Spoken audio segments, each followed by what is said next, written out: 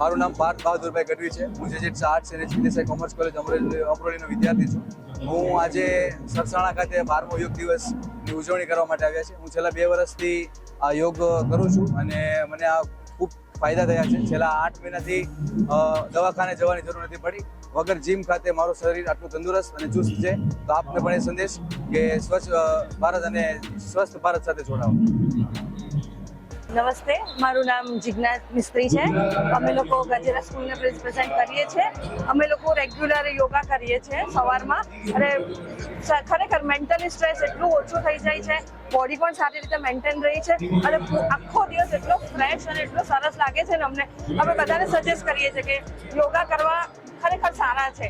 જો કરો રેગ્યુલરલી તો તમારી બોડી બી મેન્ટેન થશે, મેન્ટલી સ્ટ્રેસ બી દૂર થશે અને બહુ ફ્રેશ ફીલ થશે. ને તમારે મેઇન પોઈન્ટ કે તમારી બોડી પણ સારી રીતે મેન્ટેન રહેશે. Thank you. મારું નામ તરુલતાબેન હેમંતભાઈ પટેલ છે. હું છાપરાભાઠા ગામમાં રહું છું ને મારા ગામમાં એકાદ મહિનાથી આ યોગેશ સર અમને ફ્રીમાં યોગ ક્લાસ ચલાવે છે.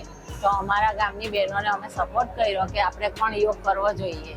તો અમે બધા સાથે મળીને યોગ ચાલુ કર્યા છે. એનાથી અમને ઘણો ફાયદો થાય છે.